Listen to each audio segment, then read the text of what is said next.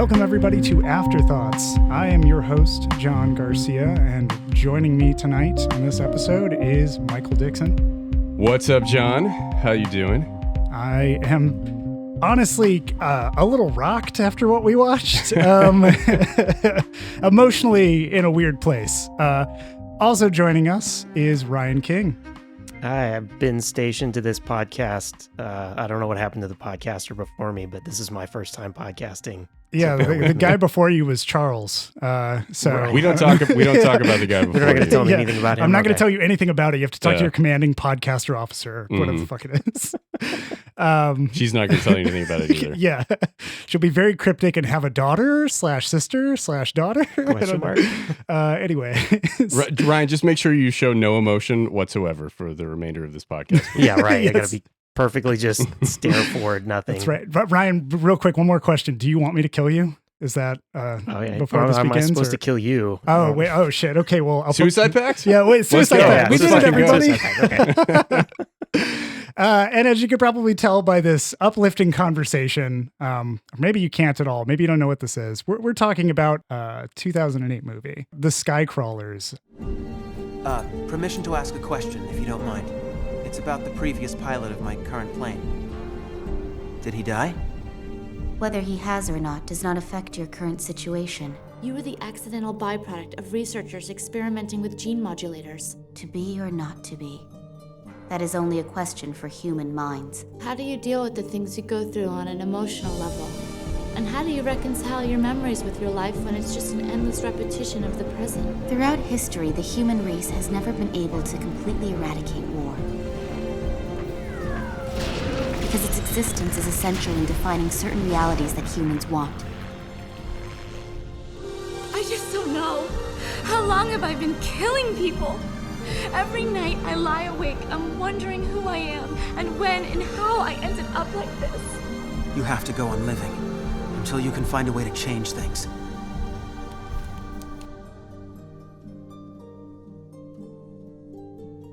From Mamuro Oshii, the director of 1996's neo-noir cyberpunk thriller Ghost in the Shell, comes The Skycrawlers, a 2008 fighter pilot movie about a group of forever kid pilots hanging out, talking about life, drinking beers, and waiting to get sent to their deaths to feed humanity's insatiable hunger for war and prosperity.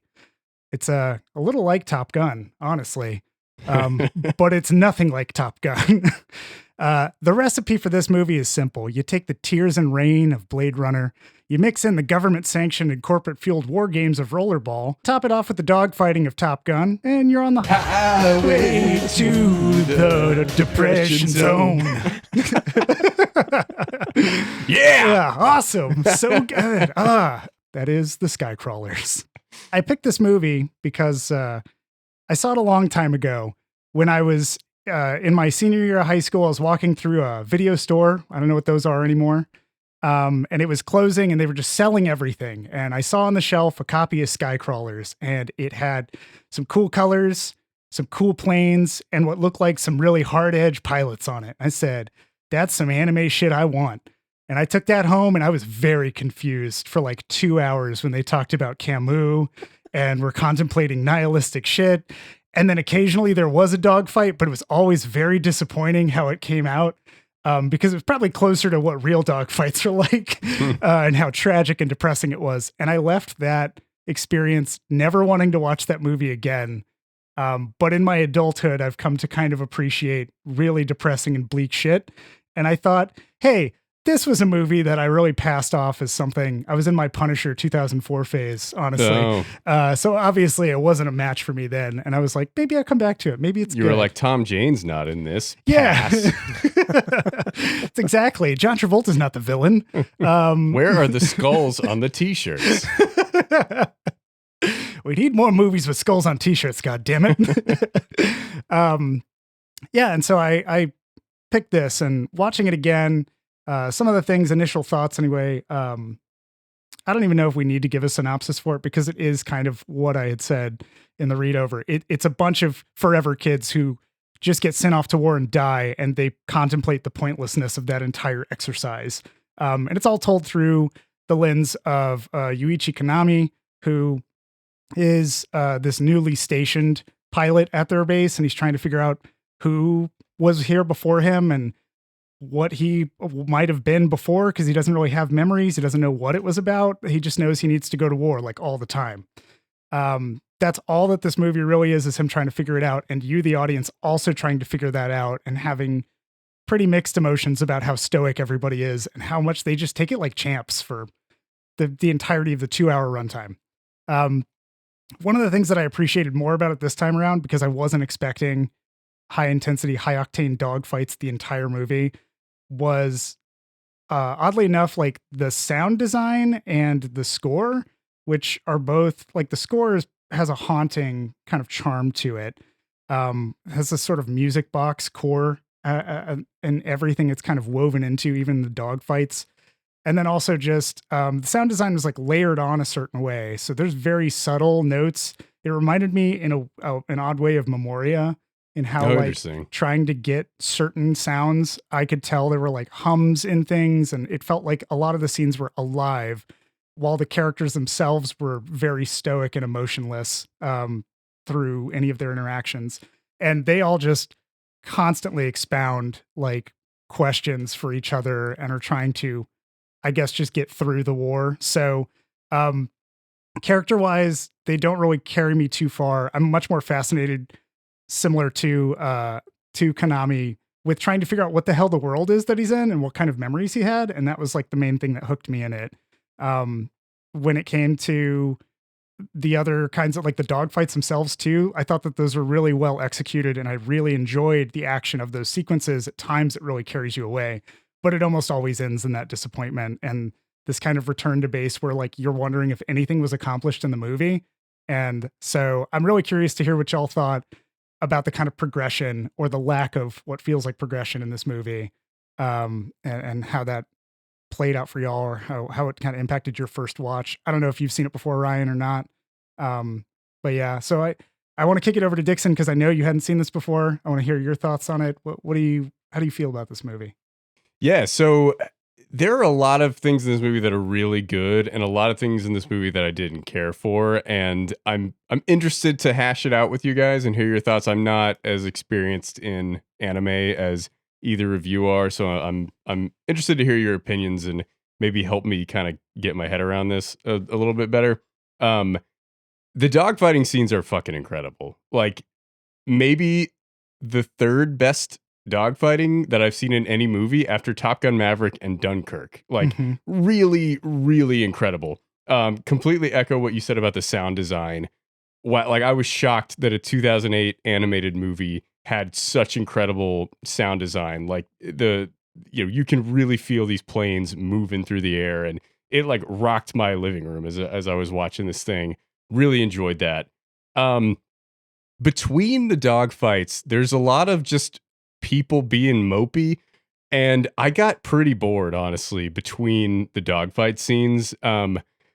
Also, pretty much every character has the same like emo haircut, and I had a hard time differentiating between them. Like men, women across the board, animated very similarly in their facial structure and with the exact same haircut. And I was just like, wait a minute, who is this now? I kept trying to piece together. Like, I'm sure a second watch would help solidify some of the character arcs for me a little bit better, but I kept kind of losing track of who was who at different parts. There was one of the sex workers that had like bright hair. It was like, oh, okay, that's her. Yeah, yep. But like pretty much everybody else has the exact same haircut, very similar body builds, very similar faces. So I felt like, I don't know if that was a cost issue, but they seem to put a lot of money into the animation in the dogfight scene. So maybe that was a trade there, or it was just an artistic choice. I don't know. It could have something to do with the way the military kind of dehumanizes people that might be playing into it to a degree. I think there are some really interesting ideas in this movie around, the way the military dehumanizes soldiers and kind of the oppressive effects that war has on young people. The way that the movie tried to convey that message, I don't know if it worked for me super well. Like they do this weird sci-fi thing that we'll get into, where like, oh, these people called children. And I was like, wait, is that children? What's going on? What is that for?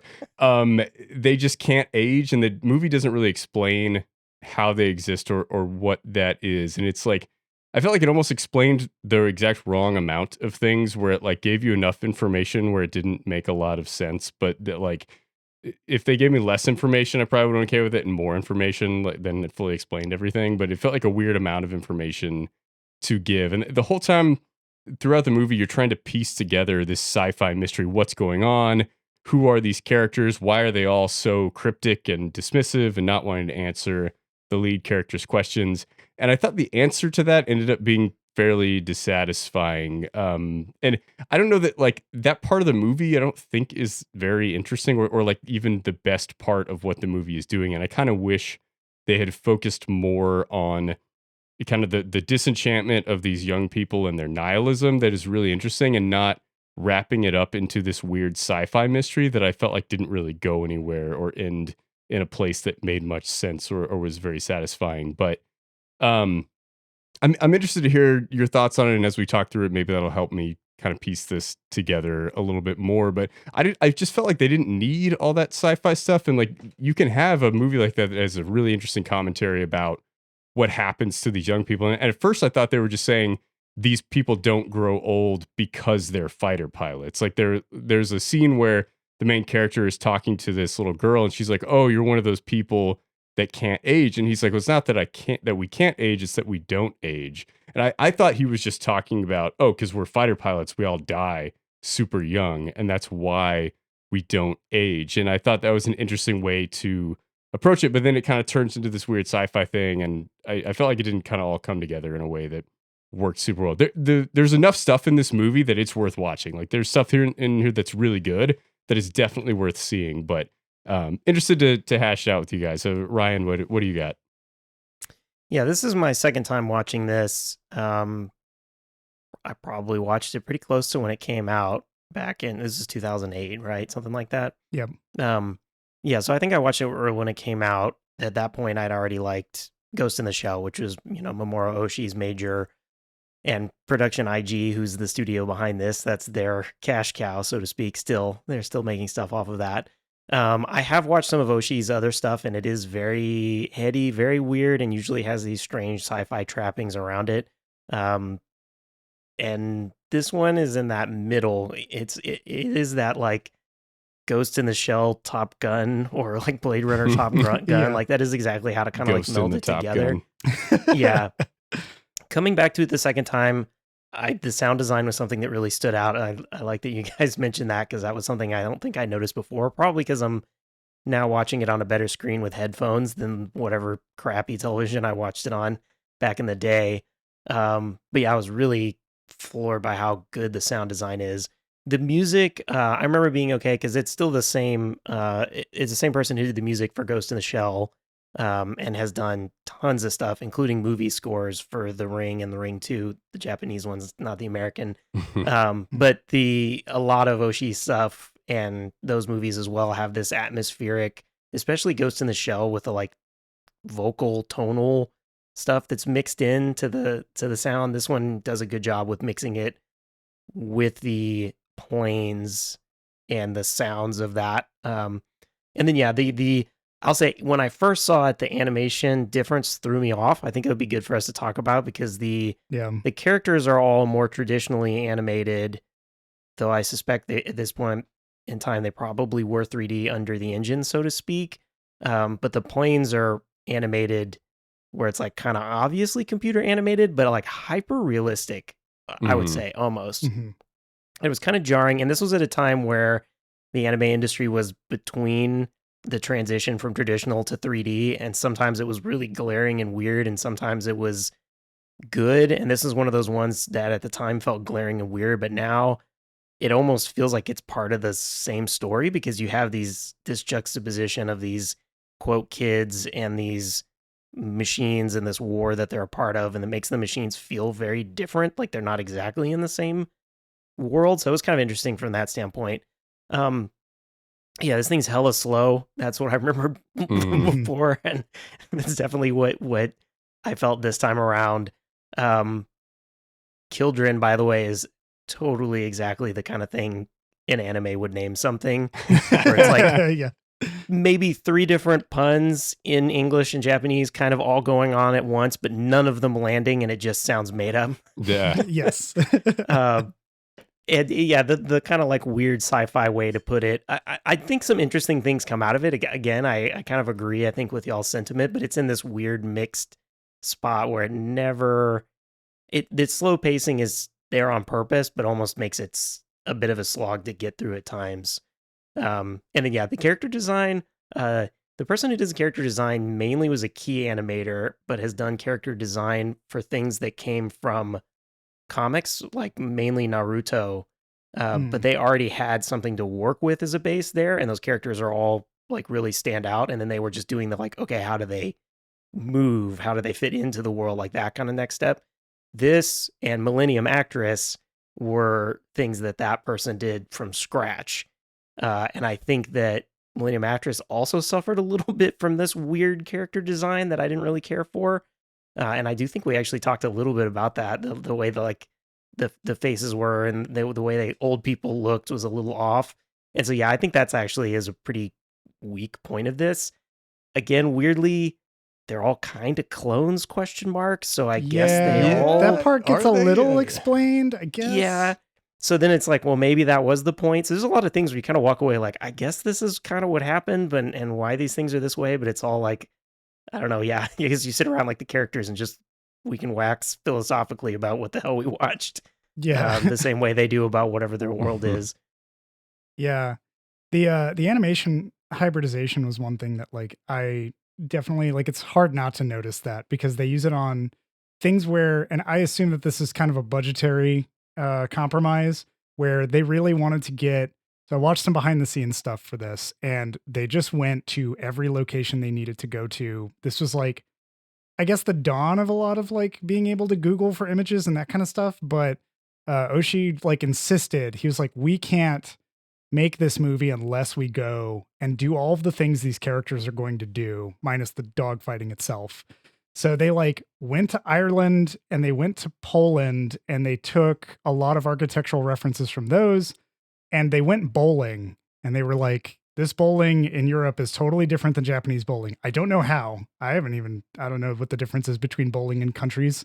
But they like took references from that. They were taking references for old fighter pilot gear. They were taking all of these kind of photos and shots and then went back and just created it all from scratch. And kind of that animation, I think you can see all of that budget poured into the character animation itself. Like at times it looks vaguely like it might be rotoscoped because I think it's so well done in catching some of these like little subtle nuances with the body language. And then at the same time, somebody walks through a door and the door just swings open in clear 3D. And it's like a high def door resolution. And that's about it. Or the planes flying themselves being, high resolution as well. The planes, when they're zipping around through the sky, it looks great. And then they like come and taxi down the runway and you're like, oh, that's weird. Yeah. Because you see like the 2-dimensionally cell animated person behind it and kind of, or like the guy in the truck that's kind of taxiing them out. And you're like, oh, what's happening with the parallax here? Also, had you guys ever seen a plane with a propeller on the back before?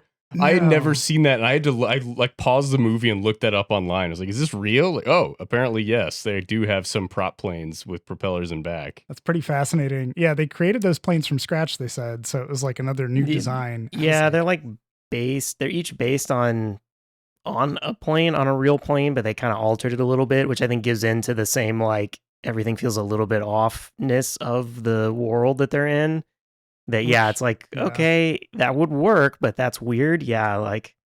Which kind of lends to that, like, this is an alternate timeline. That was kind of what Oshii said he was going for, was like, we want it to feel like they're in Europe, but not. And that's why you have this, like, European Confederacy was what it's called, which is, it was just kind of wild to, I still don't fully understand that world. And I feel that's part of the mystery that I'm just fascinated going back and watching it again and again, because it's like, so this company has like a whole war system and they have like a theater set up for people to fight, and it'll just show, I think at one point, like Kusanagi, the commanding officer character, the very stoic woman who has a daughter that's like almost her age is what it seems like. Sister daughter. Says she has like this it's the only time that it gets super exposition heavy, and that's when they're at dinner. She's basically just like, yeah, we just have to exist because war has to exist. And humans decided that the only way to keep war around and not completely destroy all of each other is to start this kind of company infrastructure where we send planes over to hit their people. They send planes over to hit our people. We publish the death count, reset the bodies, and then everybody has to go and die again. And it keeps everybody who's complacent in the world like thankful for what they have, which is pretty fucked up, but also kind of true in this interesting sort of way. Like she talked about how like history books just kind of fade away and nobody remembers things unless you actually have like visceral impact. So those were sort of the beats that were interesting to think on. But yeah, like to just kind of wrap it up on the animation style here, like I really think that this is probably the most depressing hangout film. It is intended to be a hangout film with dogfights in it. This is my theory, because everywhere they go is gorgeously animated and lit, and they have this wonderful ambience to it, and the audio really brings you into that zone. And then you're literally just there for the most depressing conversations. Shit that you would not want to hear in your Dazed and Confused or your Tarantino films about how I guess we're all just going to die tomorrow. What the fuck are we even doing this for? And I would like to see Linklater make a movie with these types of conversations and see how it goes. It's like the next Before Sunrise movie. It's just Ethan Hawke and Julie Delpy talking about how they're going to die. You know, like I was going to say he tried and failed with Boyhood to an extent, but I think the ideas that you're talking about are pretty interesting around, you know, this idea that we have to have war to keep the peace. And, you know, they're basically, originally I thought this movie was set in World War II as I was watching it because of the style of planes. But then as it goes on, you realize, oh no, I have no idea what these boundaries are. These seem to be very arbitrary units that are almost like sports teams in a war combat, which is a really interesting idea. And yeah, this concept that, oh, you have to have war in order to like make death feel imminent for people so that they don't want to actually fight real wars. You can just kind of have your scuffles in the sky and not impact civilization. I think that's I don't know, it's an interesting idea to think on. I don't agree with it. You know, I'm pacifist. So like, I don't really agree with that kind of stuff. But, you know, you see similar ideas playing out in society where, you know, it's like every time the US gets involved in a foreign war, it's like, well, you fucking want the terrorists to come and fight us here? You know, just like stupid bullshit arguments that don't make any sense. So it's kind of, it feels like a parallel to modern society to a degree where, you know, you have these sports team rooting interests where, you know, everybody's just like, USA, we're gonna fucking kill bin Laden, yeah. And you know, it's just all stupid. And so, you know, I identified with what the movie was trying to say there about the military industrial complex and these forever wars that just keep going and going. I should also say, like, I don't think the movie wholeheartedly obviously endorses that message. I think it's contemplating it obviously, because Kusanagi is the one who delivers that, and she's the most jaded.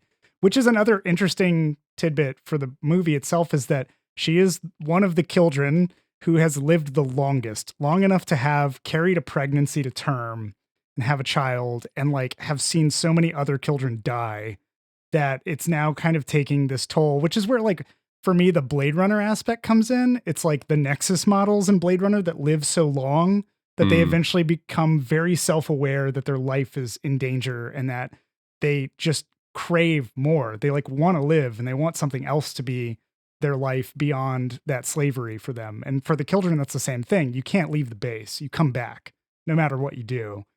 You'll end up being the guy who's folding the newspaper just in a different way. And those moments are so fucking dark and disturbing to me, like when you think on it. But yeah, like I don't agree with that either, of like a war has to be that. To me, that seems like a logical fallacy, but I understand it from a philosophical point. Can't have peace without war because there's something in order to ground you. You can't have good without evil sort of situation. But yeah, I don't know. Which is just very dumb on its face. You know, like the fact you can't have peace without war. It's like war is the opposite of peace. That statement does not make any sense from any angle that you slice it. But like, that's how everyone justifies war. You know, like every single international conflict that's ever existed is in the name of peace, which is all horseshit, you know. the paradox on its face, which is a lot of this movie seems to thumb its nose at that kind of stuff. Yeah, I'm kind of curious, Ryan, like your thoughts on what the characters discuss, like these kinds of conversations, and where do you stand on it?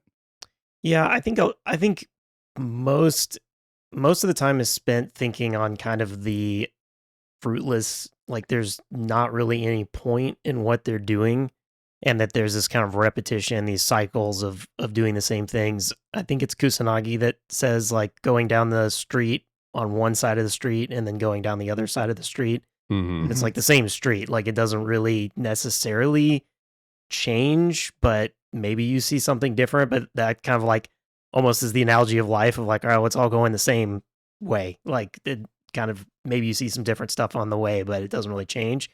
And this sort of definitely Sisyphus, which I guess gets back to the philosophical references they make. But it's kind of like you're just going to keep pushing the rock up the hill and then it comes back down. And this sort of war is ever present and ever meaningless. And maybe life is ever present and ever meaningless. And this sort of arrested development that they're in of being forever a teen is also kind of the same. Like they never really become an adult. But weirdly, they are totally just like adults. I think that's one thing that's like interesting to add into the context of this is like we see them like smoke, drink, have sex, have children, like everything that you would check off is like, oh, those are things, fight in fly a plane, right? Like these are all things that adults do, and they just happen to be in teenagers' bodies, and either that's like a comment on the we send our teenagers off to war, that, you know, or it's the I would even maybe even a step further to just be like everybody thinks eventually you quote become an adult, but you're just the same person all along, and there is no secret end game where now you're an adult and you are part of the world and accepted and whatever. You never cross the threshold because there never was one, except within your own mind or your own perception of who you are, or other people think you are.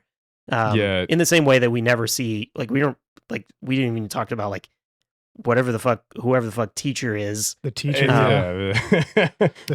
We'll get to that. I think it's interesting to compare this movie to All Quiet on the Western Front, not the most recent one, but the original 1931 and the book. Like I think I didn't love the new one, but the original 1931 is really good and the book is really good, and there's a lot of ideas in that are shown in this movie that like probably pulling influence from that. I'm not sure. It could be, you know, the author hadn't been familiar with that work, but you know, like in All Quiet on Western Front, it's all about how these young people get super psyched to go out to war and then just get slaughtered, right? And like they're only young people because the old people die, right? And that's why everyone is a child in these wars, because the life expectancy is incredibly low. And that's kind of what I thought the movie was trying to do. And then it's like I don't know what the fuck a children is. Can we talk about that? Like I don't fucking know. Like they don't explain really much about that at all, except they just seem to be the different ones. Maybe you're somewhere between like 15 and 19. You can't really tell, and like they're just for some reason stuck in this arrested development, and you don't really know why they're not aging or what's going on there. And that whole thing kind of threw me off a little bit. So as I understand it, from my 2 watches of this movie and some of the special features of them discussing the story and how it was structured. But let's just talk. The movie doesn't do a good job, obviously, setting that up. The children themselves are supposed to be genetically stunted clones of, some of them are genetically stunted clones of the teacher, which is actually the main character Konami is the clone of teacher. That's how he knows to pull the same maneuver that teacher does. He like learns it and remembers it.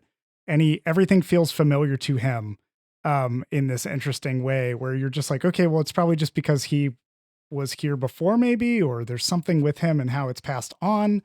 But it's kind of spoilers for the end. For anybody who hasn't seen it, I would recommend going to see this before you listen on. When teacher at the very end is dogfighting with Konami, it is the reason that teacher utterly obliterates his plane is because the teacher recognizes him as a clone of himself and is actively like, he has the ability to kill me.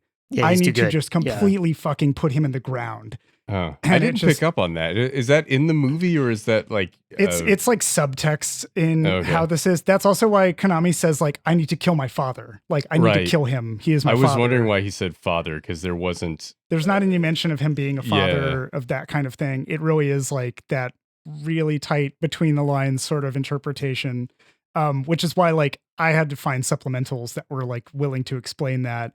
It's just kind of wild to me. But there's some other stuff that's like wrapped up in it too. Like you talked about, I want to real quick dig into, because we just talked about how children are basically genetically stunted. They're clones.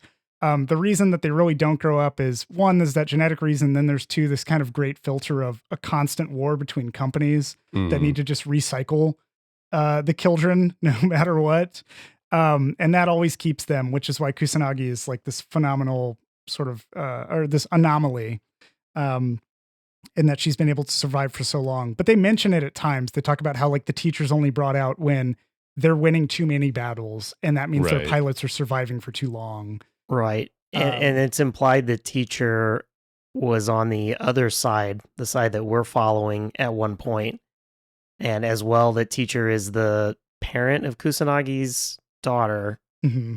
And so there's this weird like, and then I guess that's also why Kusanagi is so weirded out by Jinro, who was the pilot before, and then now Konami. Konami, because they're clones of all this same clone that she's been around or been in love with, She's or had an affair yeah, with. yeah. And so it does seem that like there's an even higher structure that we don't know that's making sure that the war is even at all times, and that if anybody ever gets good enough, they like change up sides or planes or kill people or whatever to keep it in check. Yeah. And we should mention the teacher everybody is shocked because he's just like an old man, like old being an adult man. We don't really know how old this guy is, but they're like, what? He's not a children. He's not a child. Like, why would you be a fighter pilot if you can get old?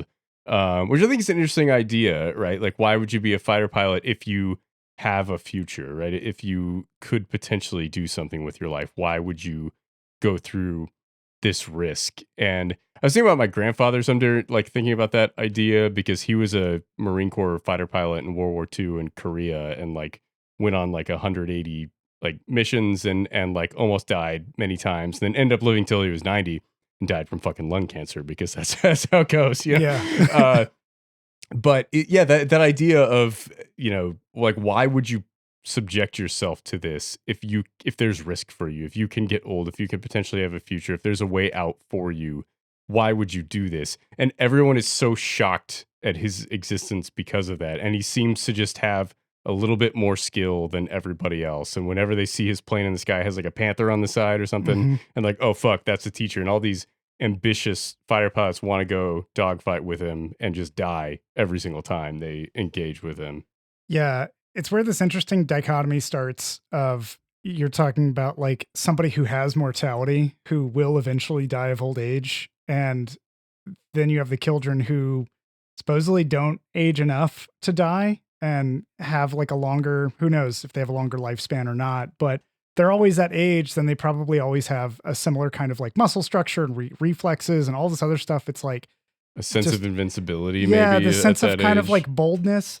And so you get into this kind of thing where you're debating the philosophy of what drives the teacher. Is it the adrenaline of knowing he could die? Because the children always know they'll die. Right. And they accept that. And the only thing that really drives somebody to go toe to toe with the teacher is when Konami thinks he has a chance to break the cycle, to break the chain. Like that pushes him. But even then he's kind of come to a different kind of agreement. Philosophically, he come to this understanding that kind of nihilism unlocks, where they reference Camus, Albert Camus, the philosopher, at the very beginning when Konami arrives. He just quotes, I believe he quotes Camus and says, he just mentions the glare from the sky was unbearable as he like looks up at the sun. And somebody else is like, oh, you read Camus. It's probably Kusanagi. And the story he's referencing is The Stranger by Albert Camus. That's all supposed to be this absurdist story about a protagonist who constantly infers that the weather affects how he feels. Like he blames the son when he's feeling upset. He's like at his mother's funeral and talking about how the spotlights are making it hot, and he's just pissed off that that's happening. And the entirety of the story, like Camo uses weather and the supposed effects of weather on this man's mental state as a way to demonstrate that like none of that's fucking true. He's just making that shit up. There's kind of this absurdism to his life and how he lives it.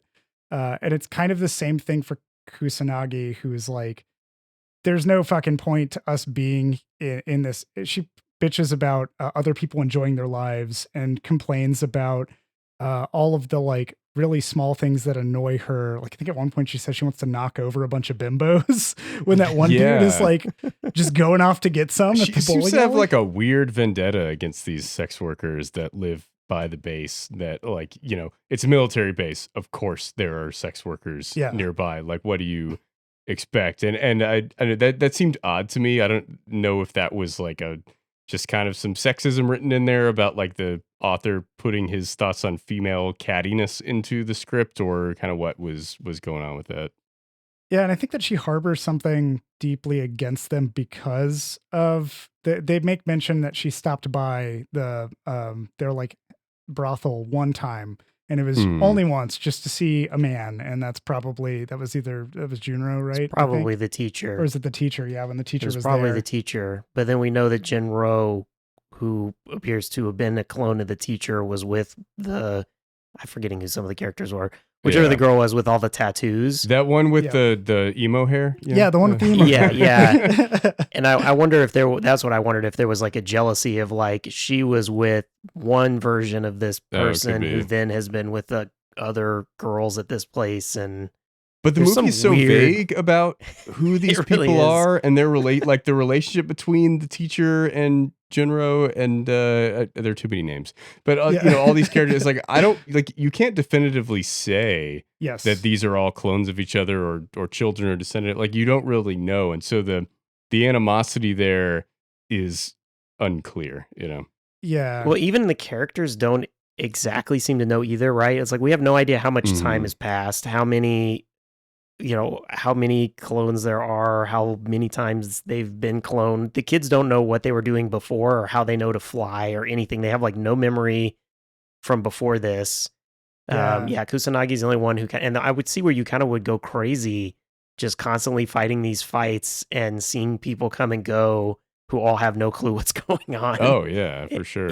So it's really hard to tell if they get it either, like, and it's like fully these understand it. Like they could. It's hard to tell if they know everything or nothing, right? Like they all have such a kind of a haughty nonchalance about everything, where you know it's like the main character is asking questions, and they're like, "Yeah, okay, dude. Like you know, you want to know that?" And it's like you can't really tell if they've just given up on knowing things and understanding, or if they know but they've been instructed not to say, or kind of what the dynamic there is, and they're certain characters that you're like, maybe that person knows everything that's going on here, but they're just not willing to talk about it. And others, like, they're probably playing along and acting like they understand, so they don't feel like an idiot. And that's kind of where like the references to Camus come in, because it's everything around them is absurd. You look at this world and you break down the logical pieces of it, and it's just fucking absurd. That big raid that they run, which is a spectacular dogfighting segment, ends in this like corporate incompetence where they're like, everybody was ordered to retreat. Eventually they all forgot which sides were fighting who and what the fuck was happening. And they were all just blowing up ships for no fucking reason. Classic war shit. Exactly. Right there. And they all Gulf run of back to their Tonkin bases. shit right there. And it's kind of that thing where like, I don't think that any character really knows, but I think some characters know that it's absurd and they just don't question it. They don't care. Like, that same dude, the playboy, who just goes to the fridge every time he gets back and just grabs a beer like nothing has happened. There's like nothing else, because if he like stares down for a second and thinks about it, it's gonna fucking eat him alive. And that's a lot of like, Albert Camus reflected a lot on that. His like great question was like whether or not to commit suicide in life, because it's just like, if you can't handle that absurdity, like what point is there to go on? Which is where Kusanagi comes in, having shot her former, lover in Jinro. And like having these contemplations of like, why don't you just kill me now? Like shoot me. And then Konami comes in and basically says like, you can go up and down the same street like as many times as possible, but you can always find something new if you like stop and look in the right place. And that's that utilization of like, hey, everything is fucking meaningless, sure, and we're trapped in this infinite loop. I'm oddly working my way toward Palm Springs for some reason in my head as I talk about that, where it's like it's so fucking repetitive, but there are these small little things that like you get to enjoy, and it's a bittersweet feeling to see the end of the movie and the after credits sequences there and kind of like gives you a little bit of like positive uplift, but it's still just as bitter and sweet in its own way.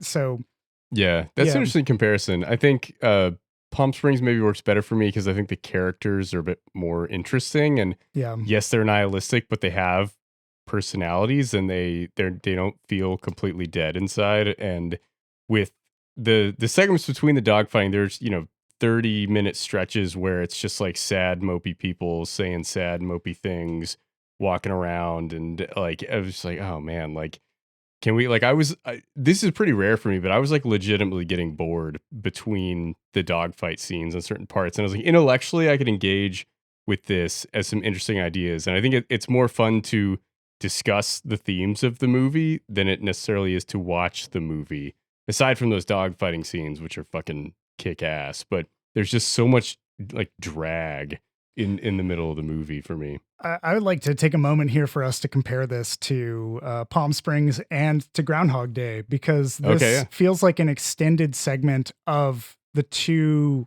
really nihilistic dips in both of those films, where everything has become so fucking meaningless that you might as well go learn to play piano or do all this other shit like drive yourself off a cliff and all that try kind to of kill thing. yourself in a million different ways. It's interesting to compare this there because you have such a pacing difference where Groundhog Day has to set up and Palm Springs to an extent too has to set up the backstory of how you got into this situation.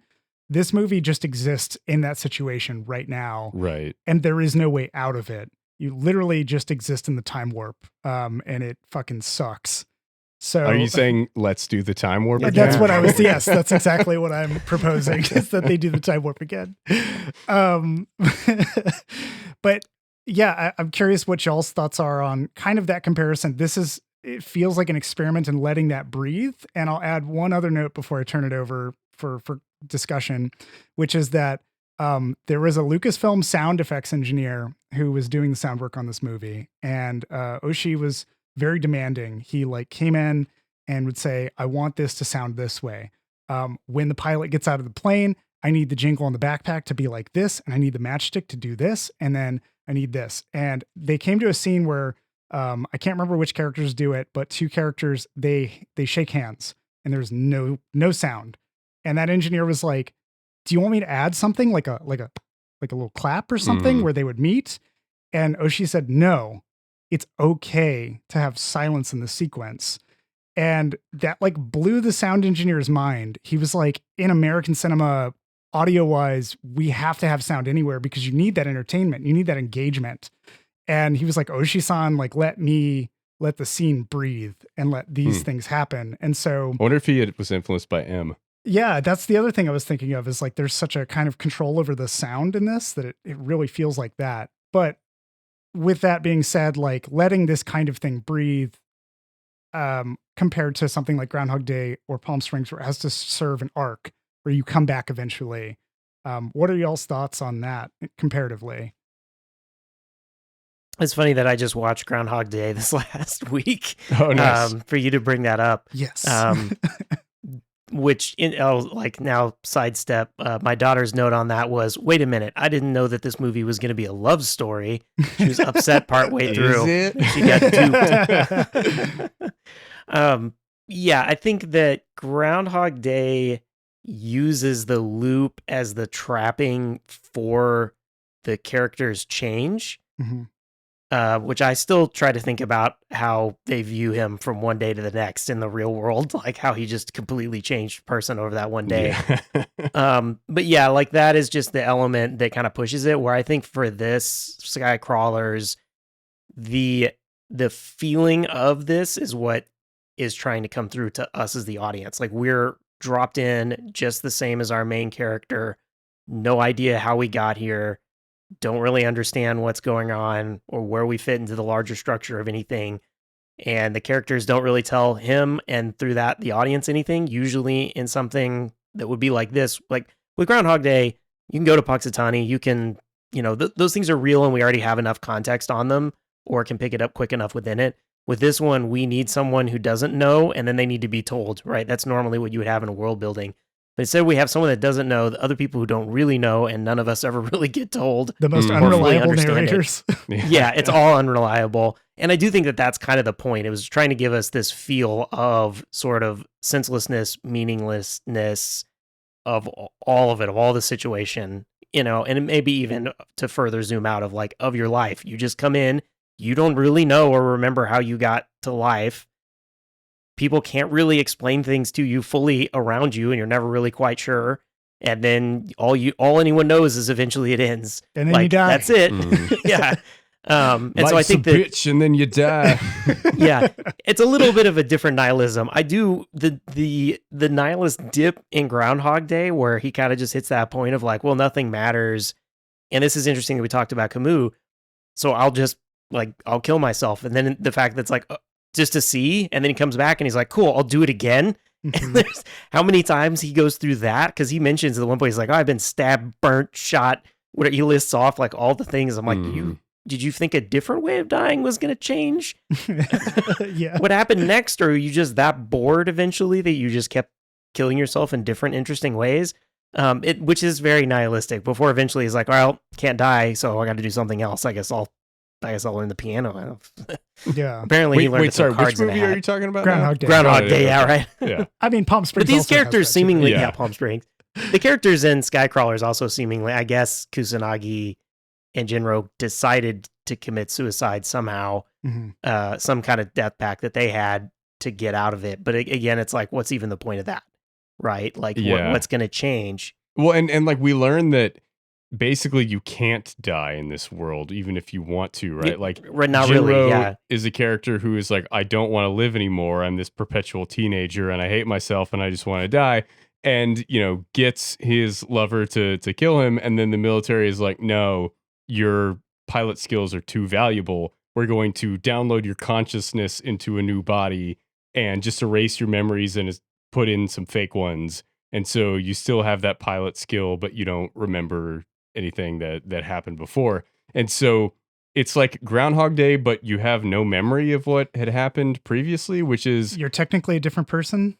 I Yeah, guess? sort of. I mean, you have a different body, but it seems like the innate entity is still that person. It's still him. It's just he has different memories. So I guess, I mean, your memories obviously shape you a lot as a person. So maybe you are a different being than you were before, but there's still that core soul that kind of keeps getting transferred from being to being. And we don't know how many times this has happened and what iteration is this, like version 77 of this guy? Like how many times? At what point do we start seeing defects when we keep transferring this consciousness into new people?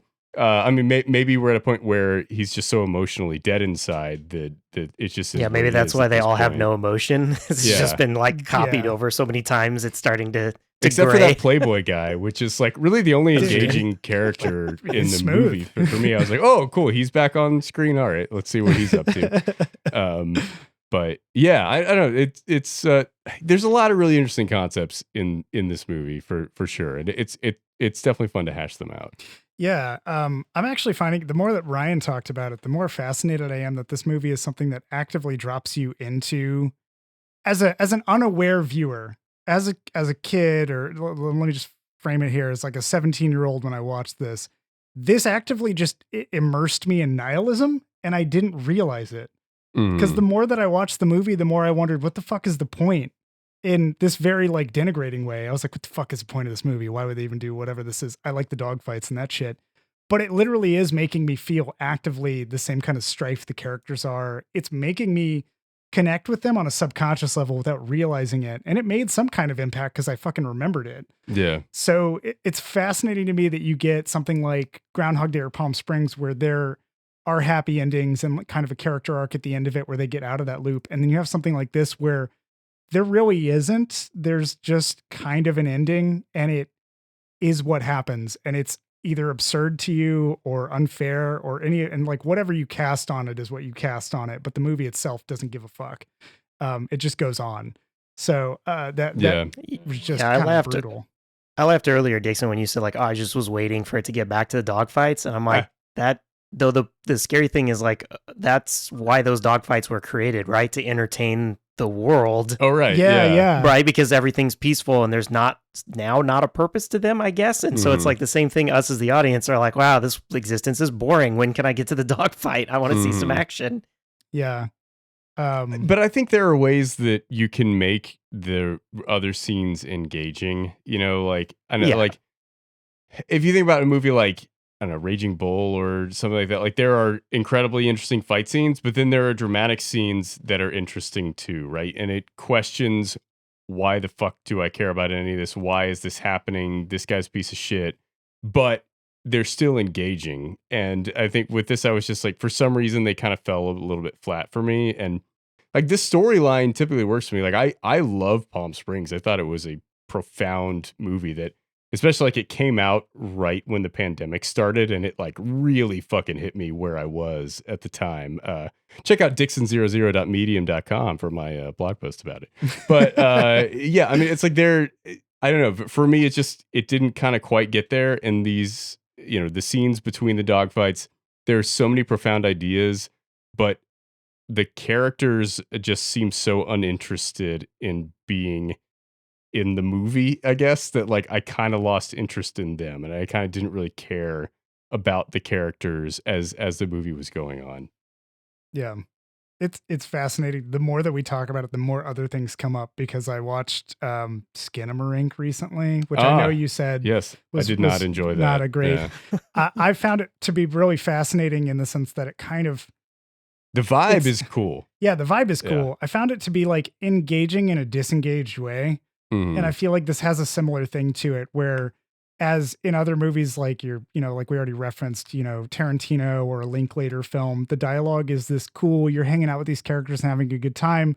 This one really is like, what if you go to an emo kids club and just hang out with them and hear them talk about how life is pointless and all of that shit. And like whip their hair out of their eyes. Exactly. As they drink coffee and eat pie at the local diner. And they like the bitterness. They stay there for 4 hours and spend $3 and get the waitress really mad.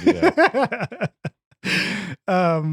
Yeah, it's one of those things where like I constantly go back and forth on like film for me and film for them kind of thought process. And like, is this a movie that Oshii really wanted everybody to engage with, or is it a movie that he wanted to be confrontational and how it doesn't engage with you and how the characters don't? And it just makes me fascinated to like watch it again at some point. I wouldn't rewatch this like again and again in the same week because to me, it's a little too soul crushing and how oppressive it can be and how much of a fog and a haze of depression it is. But yeah, like the more that we think about it, the more I'm thinking of all these other kinds of features that are meant to confront you with things you don't like. And they drag out for what feels like way too long for you or for me.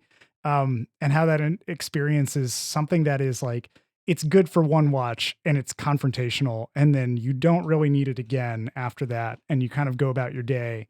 But you always kind of think about it in the back of your head. And I'm like, is that, I still don't know what the intention is behind this movie. I don't know what the philosophical like reconciliation is, if there is one, or if it's just meant to make me think about, when I'm going up and down a street, like, am I just taking everything for granted and only seeing the A and B point where I'm trying to get to and feeling that repetition of it?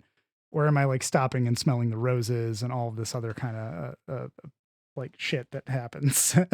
Yeah. Another movie, as we're talking about, that comes to mind is Stalker, where, there's these characters that seem really depressed and unhappy with their lives, going through this very slow movie as they are traveling through this space. And that movie is fascinating to me and really engaging the whole time. And it's long and it's slow, and I don't necessarily care about the characters, but it works. And I don't like it's hard to say like why that is. Like sometimes that's just a fine line to walk, and like Tarkovsky can pull that off. And for some reason with this movie, it didn't work as well for me. And I'm not really sure why that is, And I feel like to some degree, cinema is a non-verbal language, and it's like you can only explain how you feel about a film to a certain degree, and then it's almost like Scorsese sometimes will talk about like, well, I love this movie, but I don't really know why. I can't really tell you. I can't explain it to you, but it just works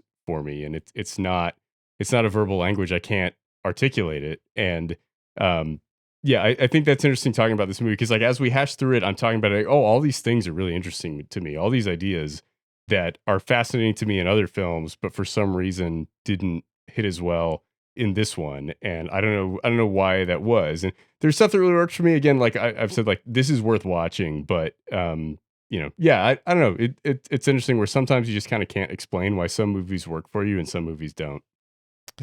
Yeah, interesting you bring up. So in Stalker, I feel like what makes it successful though is that there's you as an audience and even the characters. There's this sense of something is going to happen. And and it kind of constantly keeps you in this like just waiting, holding. When is it going to happen? What's going to happen? There's also incredible set design, and they keep moving into different areas, and you're wondering what's around the corner. Yeah, and you're in that sort of sense of waiting and wonder along with the characters, and you're kept there where there isn't really an expectation of anything in this movie for you to get to. Right? There's not really.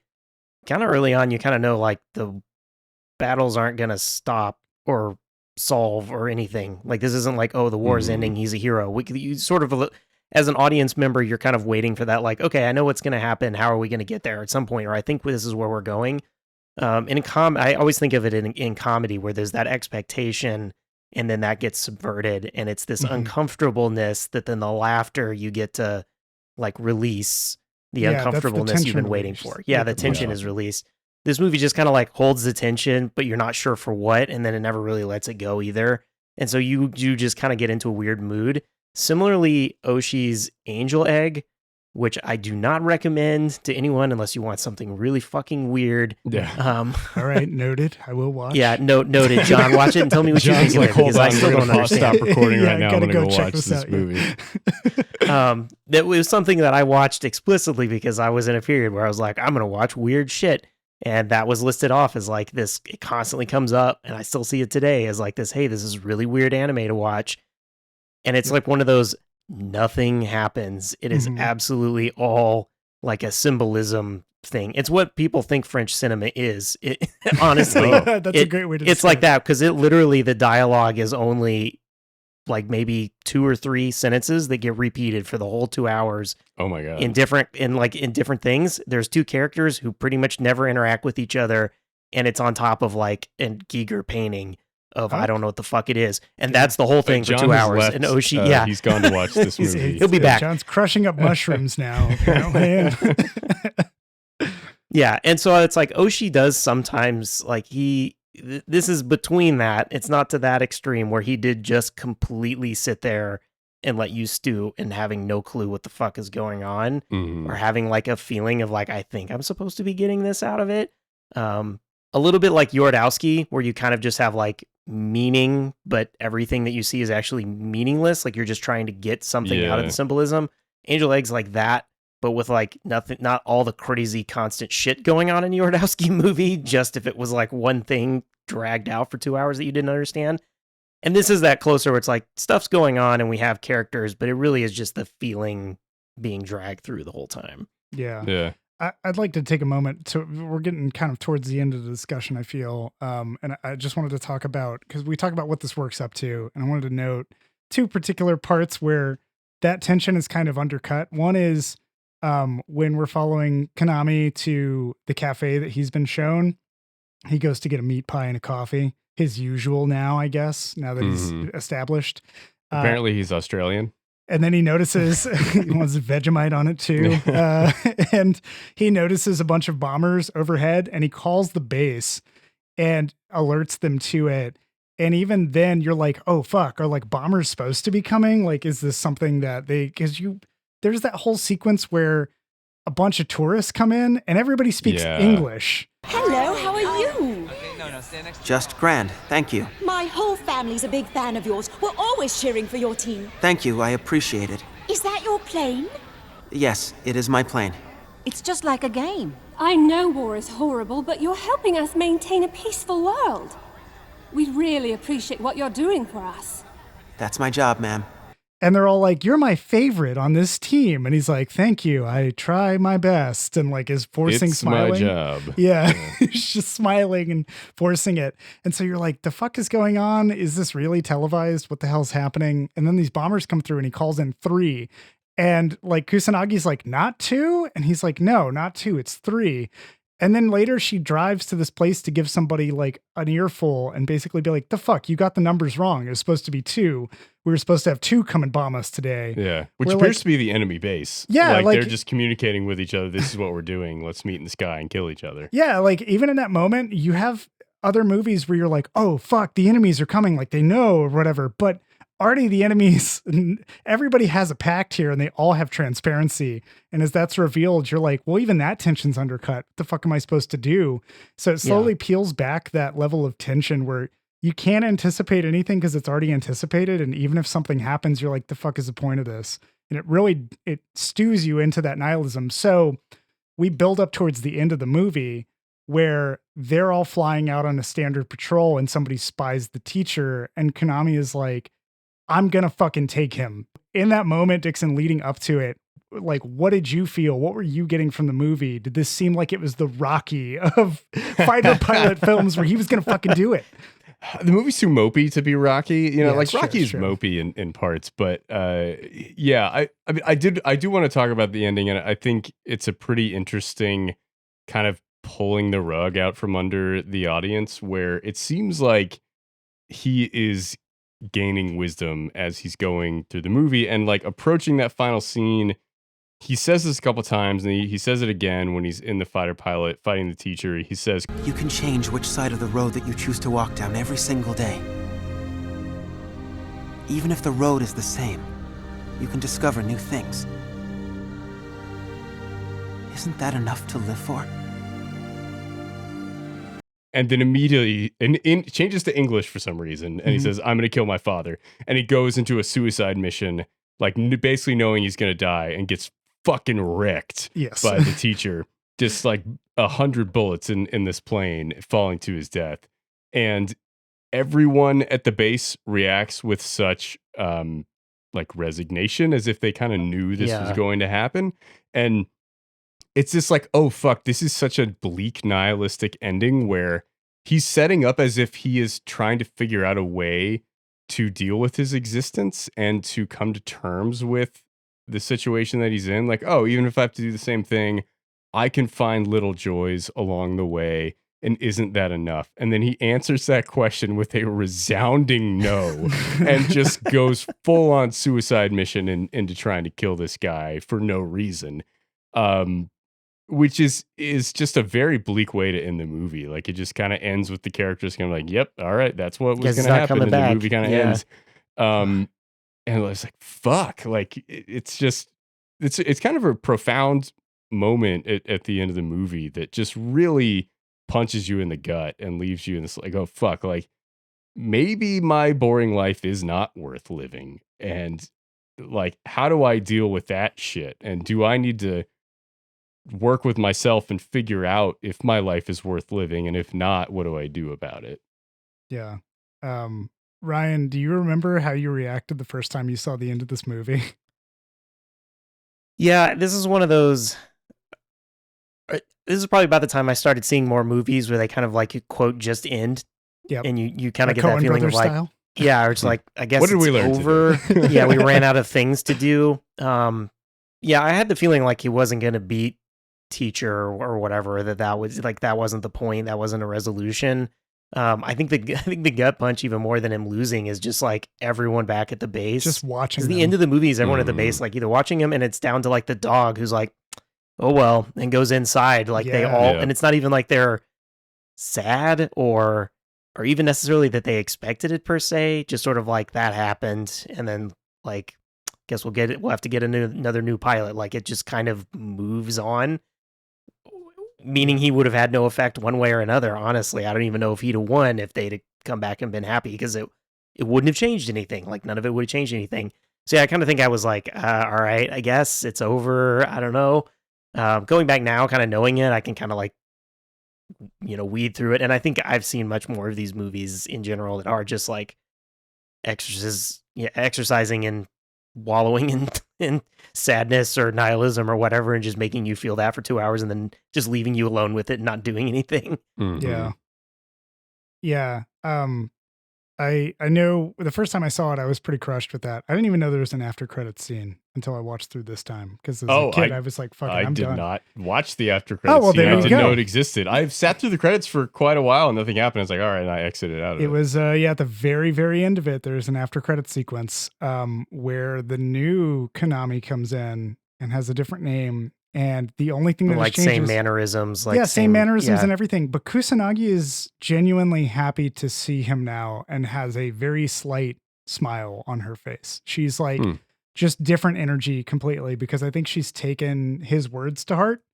And it was such a weird, it's like you're trapped in the system, but at least you have now been freed. Like Kusanagi's been freed to an extent. She's able to at least enjoy her life, which is even, I feel like, even more tragic than if she was to be liberated or just fully depressed. It's like, that's crushing too. But yeah, I remember seeing that segment. I still feel the same emotions when he's in the middle of like fighting the teacher. It's such a quick dogfight. It's the quickest dogfight of all of them, where he literally pulls the same Cobra maneuver that the teacher pulled earlier, and he just pieced that together from one of the other students talking about it, or one of the other pilots talking about it, and pulls that, and then immediately the teacher's just like, nope, and fucking just shoots the shit out of him and wrecks him. I just remember being like, he's gonna fucking do it. He's really gonna. Yeah, exactly. It's like watching Rocky get his fucking skull. It's like the Cinderella Man ending of Rocky. Like, it just gets his fucking brainstem detached. Jesus, it's so brutal and so violent. And I remember waiting and even getting extra hope whenever Kusanagi's watching into the distance and the wind picks up and her hair picks up. And I was like, there's no way. I saw his plane get shot. Like, could he really come back? That'd be kind of cool. And then it doesn't happen. And I was like, oh, okay, that's just bullshit. That's just the wind. That's usually what wind does. But like, it made me try to derive meaning and care. And it was this fucking weird experience for me as a teenager to emotionally have that kind of hope in the face of rationality and logic. It's just like, the wind coming through and saying nothing matters. Yeah, exactly. Lowenstein. But yeah, well, yeah, it's a fucking gut punch of an ending for sure. Yeah. So this is based on a novel, which I think there's been 5 or 6 more in the series that all take place before. It's one of those where this story is like the last one, and then it backs up and explains everything to us over a course of more novels, which I think is probably the feeling that author wanted, to be like, hey, this is weird, huh? All right, now let me go back and tell you what the fuck all this was. Yeah. The end of that one is when Kusanagi asks to be shot. In the movie, he doesn't shoot her. He like shoots next to her or whatever, keeps her from shooting herself, and then the movie continues from there. In the book, he just shoots her, and then that's it. Oh, wow. Which is also a nihilistic ending, and then it just ends. Yeah, Jesus Christ. She's like, oh, you were, Jinro said he was going to shoot me, so can you shoot me? He's like, all right. And then that's it. That's the end. That's equally anticlimactic, I suppose, but it doesn't have a dogfight. Yeah, it doesn't have a badass dogfight. Yeah. Gotta entertain the people. Give them what they want. One other thing that I will say, just commenting generally, because I didn't watch the post-credit scene, I didn't know it existed, which annoys me. I fucking hate post-credit scenes. I think they're so fucking stupid. And like, I really love credit scenes where the movie keeps going while the credits are running. I think that is fascinating, and it can be a really powerful way to end a movie and to kind of like emphasize that nihilism, right? That like it keeps going, nothing ever ends in a satisfying way, and the credits kind of running over the movie as it's still happening. But when the credits roll and it turns black and it plays music, and then 2 minutes later the fucking Sam Jackson appears and introduces the next Marvel hero, it just makes me angry. And like, and this kind of movie too, like I don't really know what the point is of post-credit scenes when they're not trying to just like bait the audience into the next movie, because this clearly was a standalone project. So I don't know why they would have a scene after the credits, but I always hate that shit. Yeah. It's weird because I get the end is supposed to be the downer ending, but then wanting to it but ends then also in a way being that's like, oh yeah, that's the end. Yep. It's over. Right. Yep. Yeah. And that's the correct ending. Uh-huh. And then the after credits bit is more of this like, hey, the cycle's going to go again. And I don't even think it's trying to set up for anything else. I think it literally is just like, hey, just in case you didn't get it, the cycle's going to go again. But maybe things are a little bit different. Now we're on the other side of the road. Mhm. Right. Yeah. I think you're right. I would have, if I had done it, I'd been like, okay, that's cool. I think we should do that and make the audience feel like it's done. And then we can go back and be like, hey, there's this other way to look at it. But what you would do is have that scene where he's not coming back. That's where the credits start to go. And as everybody, walks away and the day continues on, the sun sets, whatever, we're seeing the kind of early credits, and you have like some director, birds chirping voice actor, or something, all that kind of and stuff. just Yeah, some and then credits rolling. That would be really powerful to really. Well, and then you could do in a time change, and then you come back and show the new scene, and then you go to the rest of the credits. Like now you all can go home. Here's Do you the think rest of the it would credits. have been good, Ryan, if they showed Kusanagi going back to her desk and they play the music with the actual chime system going, and she's just doing paperwork, and then suddenly he shows up? Yeah, he just shows up, and he's like, "Hey, I'm the new pilot. Where am I supposed to be?" And it just fucking ends. Like, there you go. Credits done. Everything's done. Yeah. That could work too. But yeah, I did not expect this movie to just do a cocaine bear and have random scenes after the credits that didn't really serve any purpose. You missed all the bloopers. Yeah. Everybody was happy. And, let me bowl again. I missed the pins. Yeah. Now, like talking about it post credits, like obviously there are some older examples of like just funny moments or whatever, but the Avengers movies have really started the put something at the end, either funny or to catch you for the next one. And now it feels like Disney in general kind of does that all over the place with a lot of their Pixar properties started now. it with those fucking fake bloopers at the end of Oh, like a yeah. Bug's Yeah, like Life, one last and then joke. It was just, Yeah. oh no. All of those movies now have to have scripted bloopers in them, which are just always terrible, Yeah, anime has been weird about using it. There really isn't any consistency. And even in the TV shows, it drives me nuts because normally you watch something on Netflix or a streaming platform. Once you start to go to the credits, the show kind of knows like you're in the credits, and it goes up in the corner and gives you like 2 or 3 seconds, and it jumps to the next one.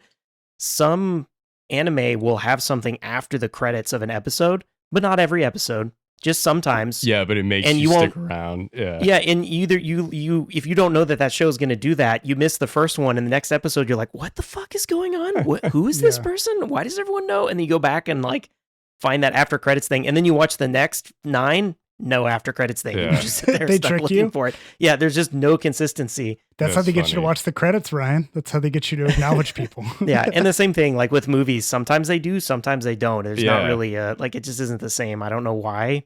I will say the only post-credit sequences that I like are Rick and Morty, because those are like, they don't, not all of them, but like there are a lot of them that are really funny, that just like it gives you enough time away from the episode and then like throws in a little tidbit that makes sense with the rest of the episode and kind of adds some context to something in a funny way. But for the most part, I hate them. Yeah. My relationship with in credit sequences and credits in general is varied. It depends on the credits and where they appear. Yeah. Well, yeah, given all of that, Dixon, I think you've already said it a few times. Would you recommend this? I would, yes. I think there are a lot of really interesting ideas in this movie, and the dogfighting scenes are fucking wild. Like, absolute, like that. Those alone are worth the price of admission. And then there's a lot of fascinating ideas around nihilism and what is life worth and things like that, and war and peace that are really interesting ideas. I really enjoyed hashing them out with you guys. I definitely think there are parts in the movie that are slow that I would probably change if I could get in there and edit it. But overall, I think it's definitely worth a watch. Ryan, would you recommend it? I think for like anime audiences, yes, because I think you're kind of used to shows being more about the style and less about the substance. And this is, a lot of anime is that. It's really much more about some style, whether it's this shitty, sad, nihilist, no point style, or it's just like crazy, I have no idea what the hell's going on, action, style. That's what's important. And Oshii brings such a style to the things that he does. Like he honestly, he is production IG, and it is a style. It's a very different. All of the things that production IG does are these sci-fi, weird, thinky. I'm not sure if this is our future or not kind of stuff. And this fits within there, and I think it's watchable for a not into anime looking to watch something. This is not the one to watch. Ghost in the Shell is the one to watch. And even after watching that, if you think that's weird, then don't watch this, because you'll just be more confused and more weirded out. So yeah, it's in that like mixed dish bag. Ghost in the Shell. Yeah. There's more to see. There's more going on. The dogfights here are pretty awesome. And Oshii, we have mentioned that a few times. It is good to point out how animation is, as a medium, as the visual medium on top of movies, that you are more freed by not having the camera or the pretense of having a camera. That you can make the dogfighting scenes here feel realistic like the Top Gun movies, but actually be filmed in a way that you couldn't possibly film it, right? And then the difficulty then becomes keeping track of what the fuck is going on. Which is what we see in a lot of American high action movies, is they don't have a camera and I have no fucking clue what I'm looking at or where I am. But Oshii does a really good job with his action scenes of giving you an idea of what's going on, a sense of everything, the scale, which is tough in the air. The distance and the scale of things can be difficult because you don't have those background frames, and the fact that he can pull all that off is really awesome. And so I think that the dogfight scenes are also really worth it from that vantage point of like how action can work in something that's not there. He worked on Pat Labor. I'm going to get on a mecha sidetrack if I keep talking, but that's how like mecha anime taught him how to do that. And that's what all mecha anime has to provide, is this like amazing action where you shouldn't be able to tell what the fuck is going on, but you can. Yeah. That's interesting. And like when this came out in 2008, these were probably the best dogfight sequences that had ever been done at this point, right? Like, I mean, it's possible there may be some others before that they compete with it, but I can't think of any. And the only thing I can think of that can top it, like I said, are Top Gun Maverick and Dunkirk, which are both fairly recent films. And I was amazed that they were able to do this in 2008 to the level of intensity that they were able to put into it. Dude, just watching some of those behind the scenes sequences where they pull together the audio to make it as believable as it is, I was like, holy shit, this is just like beyond what I can comprehend from a film production standpoint. In my mind, there are so many sci-fi mech anime that have action sequences like this. Part of where this boosted, and this was around the time like where CG was coming out, a lot of that was starting to use CG to be able to do even more. And this is a really good example of like, oh, now that we can do that, we can easily model them. We can move the camera around. There's a lot like, okay, now we can think of a lot of different things and do things more dynamically than we could before. Oshii's doing a really great job of using that technology that I still feel like American directors don't use. Yeah. That it, like the CG just became an excuse for them to be like, oh, cool, now I don't really have to fucking think about it. Like, oh, cool, now I have a plane. Great, done. I don't have to worry about what. And Black Widow is a great example of that, where the fucking action was nonsensical. I had no idea what was going on, but it was all because they were just like, cool, I need these things to happen. Great, move on. Some animation studio will fill it out. Yeah, whatever. Where this is really thoughtfully put together and produced action. Yeah. Like the Fast and the Furious. Yeah, there you go. Dead serious. Like that's one of the American franchises that uses CGI well, right? Fast like they use it to American anime. Supplement practical effects and use it in a cool way to make this scene seem more realistic and more interesting rather than in its outrageousness. But yeah. No. Like he's like, oh, that defies the laws of physics entirely, but it looks fucking badass, and you're not noticing the CGI. And you know, in so many action movies today that like the Marvel movies that are just shot fully on green screen, like it just all looks so stupid that I can't get into it. Well, and it was what the Wachowskis brought to The Matrix, right? Their love of anime and its action they put into The Matrix, and it's that you can have those over the top things, but we still know, like, yeah, I mean, I laughed, but you're right. Fast and Furious, it's like, okay, yeah, this tank is doing this fucking thing and falling here, and now there's this thing. Yeah, Vin Diesel just jumped 30 yards.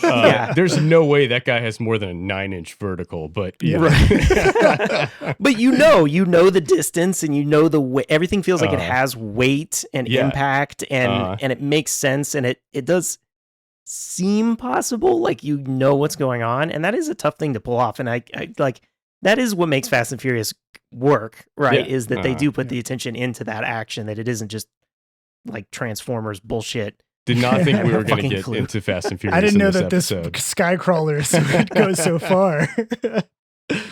But yeah. John, would you recommend this? I would recommend this. I would recommend it, given that we've had just a lovely discussion about it. I would recommend it to anybody out there if you want to watch it once. It's not going to make as much sense if you watch it just one time. You got to watch it twice. Why not get some friends to watch it with you in one of those sittings and then have a discussion about it yourself? Because we still didn't seem to get to any kind of core plot or thesis underneath it that really gave us solid answers. Although still a satisfactory discussion, in my opinion. Oh, yeah. It was just like, this movie just breeds discussion. It just is this kind of nice sort of philosophical topic to go through. And I've never actually watched it with other people. I watched a little bit of it with Sasha. She kind of got bored and left. This sort of like not her cup of tea. And trying to explain it to her later, which I really didn't try too much. She was like, "What happened?" I was like, it doesn't do it justice. People were sad and they fought in planes. Exactly. Like it doesn't have the same weight to it as if you just watch it and have your soul crushed. And there was a clone, and we're not sure if he was a clone, but yeah, just who knows? He liked meat pies and coffee. Who fucking cares? But yeah, I would recommend it. I would recommend it to pretty much anybody except for maybe my dad, who really loves fighter pilot movies. Yeah. The American kind where everything goes boom and then there's some kind of historical significance to it. Your dad definitely watched Top Gun Maverick. He watched Top Gun Maverick. Like he watched it like 10 times in a week. I don't know. So it's definitely one of those where like America. Yeah. It actually might make a cool pairing if you watch Top Gun Maverick before this movie. That would be a whiplash going from one to the other. Hell of a whiplash. Yeah. But yeah, I would recommend it. So with that, we have a recommend from Dixon. We have a slight recommend from Ryan for the folks who already know what to expect out of an anime like this, or Oshii's kind of thing, or slow burn even. We have a full recommend from me. Why not throw yourself into an experience you haven't had yet in a dogfighting movie? Dogfighting riddled with depression. And I'm giving a full recommend as well, even with my reservations about it. I definitely think it's worth watching. Yeah. Oh, there you have it, everybody. And we're going to close it out for this episode. Thank you so much for joining, especially for the part where we careened off course and talked about Fast and the Furious and all that other stuff. It was fantastic. So you're welcome. Yeah, thank you. Thank you. Signing out from the Afterthoughts podcast, I am John Garcia, and with me is Ryan King. The glare from the sky is unbearable. And Michael Dixon. Thanks for putting up with our bullshit.